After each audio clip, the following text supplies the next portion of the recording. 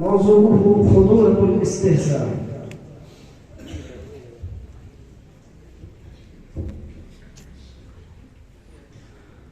الحمد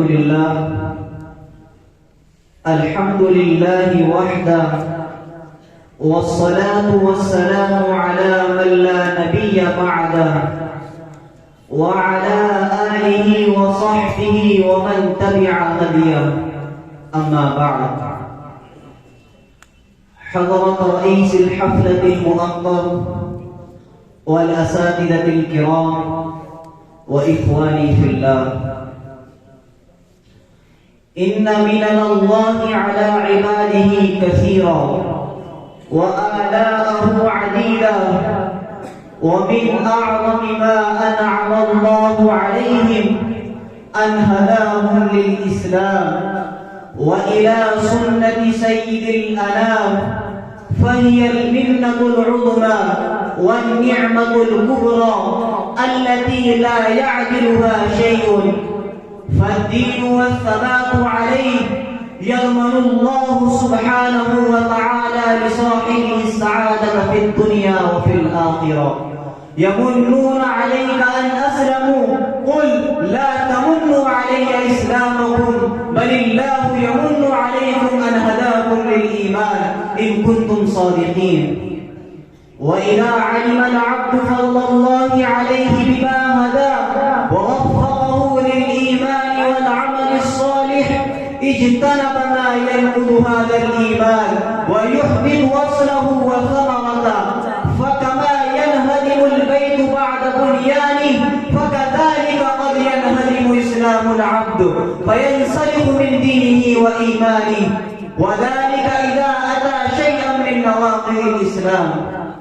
أيها الإخوة الحضور، نواقض الإسلام أصولها 10، لكن لا تنحصر صورها في عدد محدود.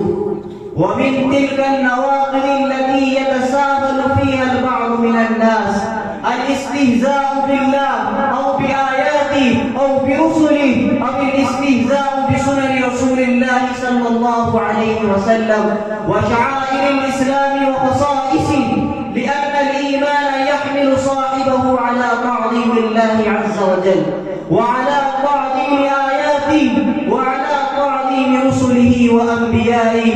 قال تعالى: ومن يعظم حرمات الله فهو خير له عند ربه. وقال سبحانه: ومن يعظم شعائر الله فإنها من تقوى القلوب. فإذا استهزأ أو سخر أو هزل بشيء من ذلك ذهب أصل الإيمان، فصار المستهزئ الهازل كافرا خارجا عن الإسلام والعياذ بالله. ولو صدر هذا الاستهزاء بقصد اللعب والمرح والتسلية والضحك والإضحاك، وبهذا يعلم خطورة هذا الأمر وسوء عاقبة فاعله. ومن الناس من يسخر بما فيه من العقائد والأحكام والآداب ويعدها مصادمة للحرية وتخلفا ورجعية، أو يسخر بما فيه من العقوبات والحدود ويعد ذلك وحشية وانتهاكا للحقوق. وكذلك من يسخر بشيء من السنة أو يذهب فيها ويسميها قشورا، وينتقد من يعتني بدراستها وتعليمها للناس ويجعلهم محل سخريته وازدرائه، فهذا بلا شك على خطر عظيم. يا حملة الإسلام، إن الاستهزاء بالدين وشعائره بوابة خطيرة للولوج في الكفر، ولقد تساهل فيها من لا يقدر الله حق قدره. جرهم الشيطان إلى مآل الضلال والكفران، وأخذهم الكبر والطغيان للاستهزاء والسخرية بكتاب الرحمن وشعائره العظام، ويحسبون أن لهوهم ولعبهم ورحيبهم وسخريتهم تعفيهم من الكفر والردة، ولكن هيهات حين لم يجدوا ما يسخرون به إلا كتاب الله وشرعه ودينه بكلمة لم يلقوا لها بالا وظنوا أن خطبها يسير ولكنها أوبقت عليهم دنياهم وآخرتهم.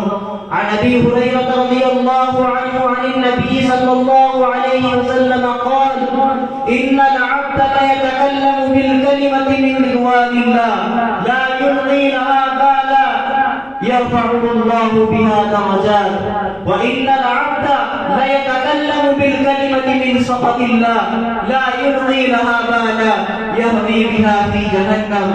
رواه البخاري رحمه الله تعالى. وبهذه الكلمات المختصرة الوجيزة أنا أصل إلى نهاية الخطبة، والسلام عليكم ورحمة الله وبركاته.